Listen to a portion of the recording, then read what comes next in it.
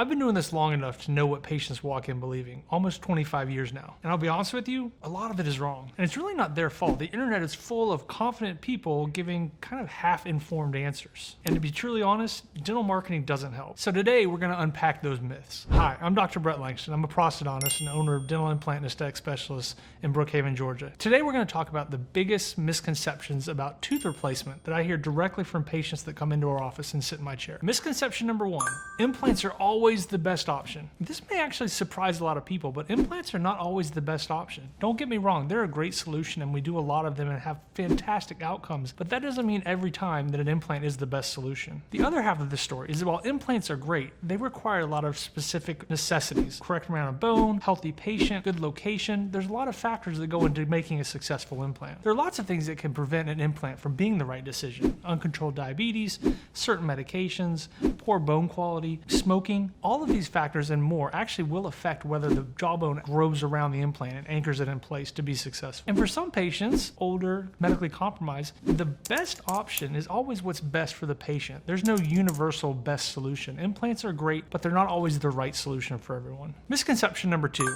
bridges are just a cheaper, worse option than an implant to replace a missing tooth. Here's the reality. A properly done bridge in the right situation on the right patient can last 15 to 20 plus years and is a great solution. A lot of times when you've got damaged teeth next to that missing tooth, those teeth are going to benefit from having crowns on them as well. So it's almost one of those kill two birds with one stone solution where you protect the adjacent teeth and you cement something permanent in place that restores all the missing space. A bridge goes over your teeth, stays in your mouth, it feels natural, it looks natural, and no one even knows it's there. For many of my patients that can't get an implant, whether that's medical reasons or not enough quality bone, bridges are a smart option to replace those missing teeth. I'll be honest, the trade-off is real. For a bridge, we do have to reduce the shape and size of the adjacent teeth. And if those teeth are natural teeth that are healthy and unrestored, a lot of times we don't want to go with a bridge. But as we said before, if they're going to benefit from having the protection of a crown, a bridge is a great solution. And that's where my judgment and your preferences help us make the right educated decision. So to be clear, bridges are not less than implants. They're just a different option. And it's always good to have multiple tools in your tool belt. Misconception number three,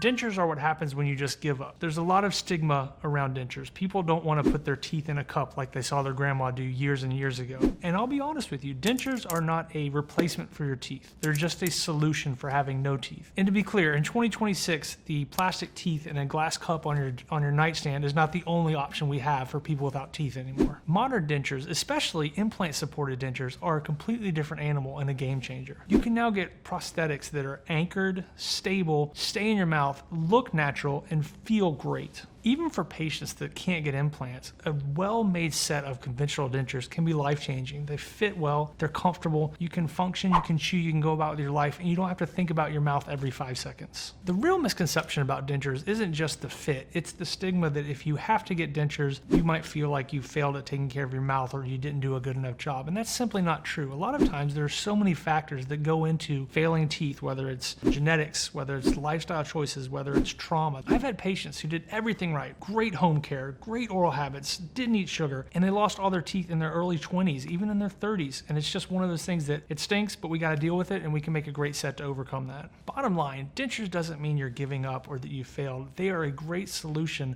when you find yourself in a situation where you have no teeth, when you want to function and chew and interact normally. Misconception number four, if it costs more, it must be the best solution. This one actually cuts both ways because this is how I explain it to people. A good number of my patients come in and say, whatever's the most expensive, that's the one I want because that's the best. And while I love that energy, that's not always the right solution. And then I've got another group of my patients who've already decided no matter what they get presented with, they're going to pick the cheapest solution because they don't think the money is worth it. Unfortunately, both of these approaches can get you in trouble, and the solution usually lies somewhere in the middle. Here's the framework I want you to use when you're thinking about dental solutions. When you're breaking it down, the cost should follow the needs that you have and the longevity of the treatment plan. So even though the cost is more at the beginning, you get a longer lifespan out of that treatment. One way to look at this is that while an implant may cost more at the beginning, if it lasts twice as long as a bridge option that you might have to replace and pay for again in a couple of years, or replace a removable appliance, it makes more sense to go with the implant. And again, all of this depends on your age, your health, your specific mouth, your dental situation, and we break that down and make a very customized plan for you. And there are definitely plenty of times where a less expensive option is the best solution. As long as it restores your function and capability, it might be a great solution. The goal is not to spend the least amount of money or the most amount of money. The goal is to spend the appropriate amount of money for the right solution.